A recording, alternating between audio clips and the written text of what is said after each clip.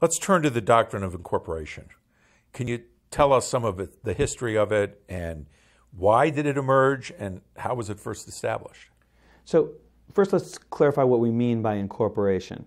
Incorporation is the term that we use to describe the process by which various provisions of the Federal Bill of Rights have come to be applied not just against the federal government as originally drafted, but as against state and local governments as well. So yes, why did this come about? Well, as mentioned earlier, in 1787, state governments were not as fearful to the framers as the federal government. State governments existed for a while. They were the successors of the colonial governments. They'd been operating. But the newly created Congress and the president, they were scary because no one knew exactly what they were going to be like, and there was a fear that they were going to replicate the excesses of Great Britain that led to the Revolution. But by the time of the Civil War, something big changed, and that was the recognition that the single biggest affront to liberty and freedoms, namely slavery, was largely sponsored at the state level. Slavery was mostly a state law institution.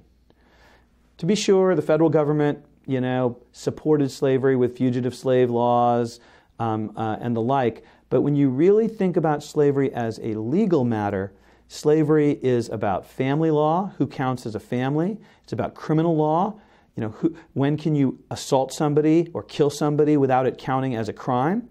It's about property law, what counts as property. And all these areas of law are state law, not federal law. They're all dictated by state governments. So after the Civil War, there's no longer any reason to think that state governments are any less likely than the federal government to be a threat to liberty. Indeed, there's more of a reason to think state courts are a threat to freedom. And so we no longer think it made sense to limit the Bill of Rights to only the federal government, so we extend it to states and their localities. What's meant by selective incorporation? Selective incorporation refers to the process that the Supreme Court used beginning in the 1920s to incorporate particular provisions of the Bill of Rights against the state and local governments on a one-by-one, case-by-case basis. So beginning with the First Amendment, freedom of speech in cases like Gitlow in the 1920s, running through the Fourth Amendment, freedom from unreasonable search and seizure, etc., the Supreme Court would, on a case-by-case basis, decide that a particular provision in the Bill of Rights deserved to be applied against the state and local governments, but it was done on a selective rather than wholesale basis.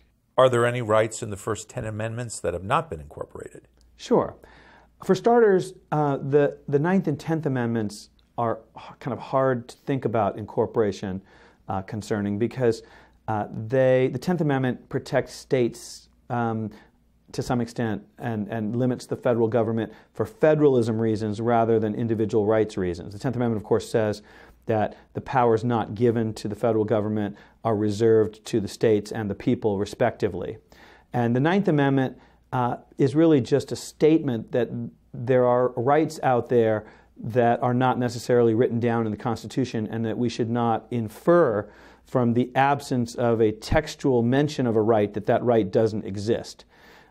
So again, it's hard to know what incorporation would mean in that context. But within the first 8 amendments, the provisions that have not yet been incorporated against the states, which is not to say the Supreme Court might not do it in an appropriate vehicle down the road, are the 7th Amendment requirement of a jury trial in civil cases, and the 5th Amendment requirement that before you are charged criminally or tried for a crime, that a grand jury have returned an indictment against you. In the federal criminal system, all prosecutions begin with grand jury indictments, but in most states it proceeds by a less formal mechanism. Has the use of incorporation expanded the Supreme Court's powers?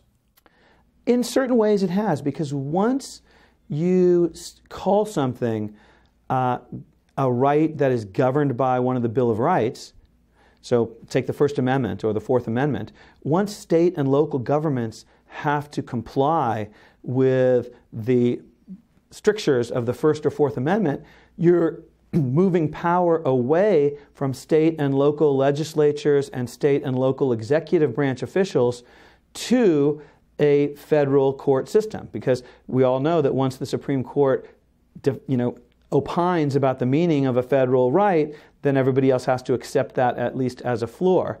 So by raising the floor up for state and local governments to the Bill of Rights, the Supreme Court is given authority over areas that up until that point were a matter of state-by-state discretion. So it's fair to say that this has diminished the powers of other branches of government. Yeah, I think in this area the power is a bit of a zero-sum game. The more we federalize, the more we constitutionalize these Bill of Rights provisions and apply them broadly throughout the country, the more uniformity we are creating throughout the nation, and so that cities in California have to respect the same vision of the First Amendment that cities in Illinois do because the Supreme Court has set the standard.